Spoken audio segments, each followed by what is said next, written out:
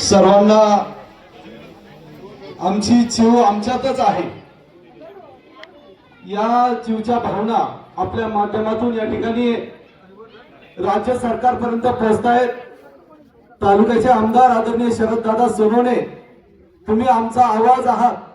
हा आवाज त्याचप्रमाणे या हजारोच्या संख्येने असणारे डोळे आपण त्या ठिकाणी दाखवाल अशा पद्धतीचं निवेदन आमच्या सर्व ग्रामस्थांच्या वतीने आपल्याकडे असणार आहे।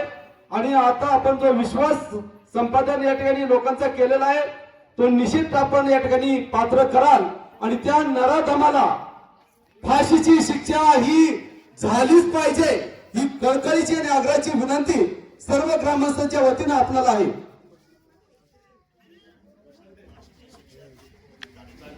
या ठिकाणी एक घोषणा देणार आहे, फाशीची शिक्षा,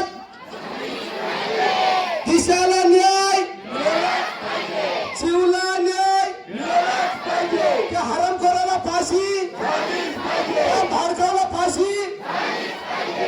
धन्यवाद, धन्यवाद।